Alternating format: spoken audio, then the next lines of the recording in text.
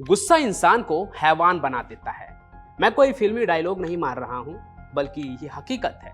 यकीन नहीं आता है तो आज की कहानी सुनकर आप समझ जाएंगे। कहानी मुंबई अंडरवर्ल्ड की है। एक बार फिर से जब एक होटल में काम कर रहे 18 साल के लड़के को गुस्सा आ जाता है। गुस्सा इतना कि सामने खड़े शख्स की वो कत्ल ही कर देता है। अब इस मर्डर के लिए तो उसे सजाए मौत भी मिल सकती थी, लेकिन वो बन गया मुंबई अंडरवर्ल्ड का खतरनाक डॉन।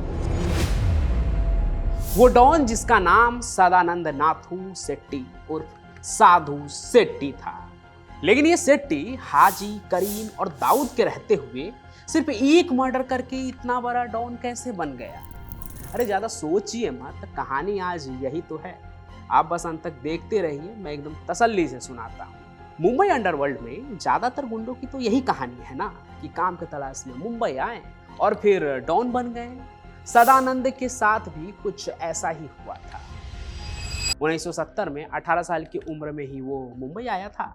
काफी हाथ पांव मारने के बाद उसे चेंबूर में एक होटल में वेटर का काम मिल गया। तो सदानंद वहीं मालिक का वफादार बनकर काम करने लगा और वहीं रहने भी लगा। लेकिन उसे ये पता नहीं था कि जिस मुंबई शहर में वो कमाने आया है, वहां उसकी जिंदगी में एक बड़ा तूफान आने वाला है। हुआ ये कि एक दिन चेंबूर का नामी बदमाश और शिवसेना का नेता विष्णु दोगले चौहान जबरन वसूली के मकसद से उसी होटल पर आया जहां सदानंद नाथू सेट्टी काम कर रहा था। विष्णु दोगले ने वसूली के लिए होटल के मालिक के साथ हद दर्जे की बदतमीजी शुरू कर दी। पहले तो सदानंद ये सब देखता रहा, लेकिन जब विष्णु ने सबके सामने उसके मालिक की पिटाई शुरू कर दी तो वफादार सदानंद का खून खौल गया और वो अपना आपा खो बैठा। उसका खून इतना गर्म हो गया कि उसने लोहे की रॉड से विष्णु के सिर पर जानलेवा हमला कर दिया और फिर मारता ही चला गया उसे। तब तक मारता गया जब तक उसकी मौत नहीं हो गई। ये उसकी जिंदगी का पहला मर्डर था, पहला क्राइम था। लेकिन जिसे उसने मारा था वो उस इलाके का बहुत नामी बदमाश था। इसलिए विष्णु दोगले की हत्या कर सदानंद सुर्खियों में आ गया। और जब साउथ से आए एक लड़के ने लोकल बदमाश को मार गिराया मुंबई शहर में, तो तब के अंडरवर्ल्ड डॉन वरदराजन मुदलियार की नजर में वो आ गया, क्योंकि मुदलियार भी साउथ से आकर ही मुंबई में डॉन बना था और उसे सेट्टी के चेहरे में, उसके शक्ल में जुर्म का एक नया खिलाड़ी दिख रहा था। जैसे ही सदानंद जेल से बाहर आया, मुदलियार ने उसे अपने गैंग में शामिल कर लिया। वरदराजन के साथ रहते हुए अब उसके गुनाहों की किताब भरने लगी थी। लेकिन दूसरे तरफ भले ही विष्णु दोगले चौहान मर चुका था, लेकिन उसके गिरोह के लोग जो थे वो सेट्टी से बदला लेना चाहते थे। और एक दिन विष्णु गैंग के 3 सदस्यों ने सेट्टी पर अपना निशाना बना लिया। उस पर जानलेवा हमला किया गया। हमलावर उसे मरा समझकर भाग निकले, लेकिन इस हमले में सदानंद सेट्टी बच गया। उसके बाद तो उसने उस 3 हमलावरों को चुन चुन कर मारा। अच्छा, ये जब वरदराजन की कहानी मैंने आपको सुनाई थी तो बताया था कि एक वक्त मुंबई अंडरवर्ल्ड में ऐसा भी आया जब इस तमिल डॉन वरदराजन को मुंबई से वापस मद्रास भागना पड़ा था। उस वक्त मुदलियार के बाद उसकी गैंग की कमान जो है वो सदानंद सेट्टी के हाथ में ही आ गई। अब तक सदानंद अपने कारनामों से अंडरवर्ल्ड की दुनिया में साधु सेट्टी बन चुका था। गैंग में लोग उसे साधु भाई कहने लगे और बाहर लोग उसे साधु सेट्टी कहते थे। इसी दौरान सेट्टी बड़ा राजन और छोटा राजन के संपर्क में आया। वो राजन के साथ अवैध शराब के कारोबार में भागीदार बन गया। 21 सितंबर 1983 को बड़ा राजन की हत्या के बाद सेट्टी और छोटा राजन एक साथ मिलकर काम करने लगे। दोनों काफी करीब आ गए थे। राजन के साथ मिल जाने से सेट्टी का कारोबार भी बहुत तेजी से आगे बढ़ रहा था। इसी दौरान 1981 में अंडरवर्ल्ड डॉन दाऊद इब्राहिम के भाई शब्बीर इब्राहिम की हत्या कर दी गई। इस हत्या के पीछे मुंबई के सबसे ताकतवर डॉन कहे जाने वाले करीम लाला और उसके गैंग का हाथ था।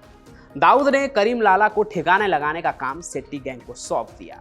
हालांकि सेट्टी गैंग इस काम को कभी पूरा नहीं कर पाया। लेकिन आगे 1985 में सेट्टी, छोटा राजन और संजय ने मिलकर बड़ा राजन की हत्या करने वाले गैंगस्टर अब्दुल कुंजू को एक मैच के दौरान भरे स्टेडियम में सबके सामने मार दिया था। इसके बाद तो समझ लीजिए कि सेट्टी के मुंह में खून ही लग चुका था। आगे उसने कई और बड़े बड़े गैंगस्टर जो उसके दुश्मन थे उसे मार गिराया। लेकिन इतना कुछ करने के बाद एक दिन अचानक से शेट्टी अपने गुरु वरदराजन के तरह ही साल 1992 में मुंबई छोड़कर वापस से दक्षिण कन्नड़ चला गया। वो खामोशी से वहां रहने लगा, अंडरवर्ल्ड और पुलिस से दूर। लेकिन आगे मंगलौर में एक शादी के समारोह में खाना खाने को लेकर एक मामूली सा झगड़ा हुआ, जिसमें ये साधु शेट्टी क्या करता है, एक डकैत वहां का नागराज शेट्टी उर्फ मनी नागू के पैर में गोली मार देता है। इस घटना से वहां की पुलिस की नजरों में वो आ गया।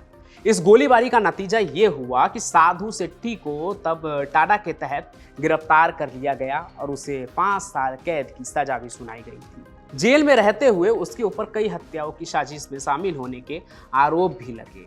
लेकिन फिर भी जेल में रहते हुए ही शेट्टी ने कोप विधानसभा क्षेत्र से निर्दलीय चुनाव लड़ा ताकि राजनीति का सहारा लेकर वो क्राइम की दुनिया से बच सके।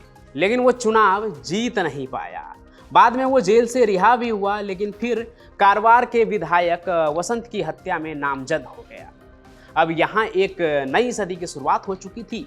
मुंबई में चुन चुनकर अपराधियों को खत्म किया जा रहा था। इसी कड़ी में अब इधर उधर भाग रहे साधु शेट्टी का भी नंबर आ गया। फिर आगे चलकर क्राइम ब्रांच के वरिष्ठ इंस्पेक्टर एनकाउंटर स्पेशलिस्ट विजय सालस्कर को शेट्टी के खात्मे की जिम्मेदारी दी गई। फिर क्या, मई 2002 में एक मुठभेड़ हुआ साधु शेट्टी और विजय सालास्कर के बीच, और इस दौरान विजय सालास्कर की गोलियों से साधु शेट्टी मारा गया। और कुछ इस तरह वेटर से गैंगस्टर बने शेट्टी का अंत हो गया। अब आपको ये कहानी कैसी लगी कमेंट करके जरूर बताइएगा। साथ ही साथ इस कहानी को लाइक कीजिए, ज़्यादा से ज़्यादा शेयर कीजिए, और नीचे लाल कलर का बटन दिख रहा होगा उसे दबाकर हमारे चैनल को सब्सक्राइब कर लीजिए। हम फिर मिलेंगे नए सफ़र में, तब तक के लिए आपका बहुत बहुत धन्यवाद।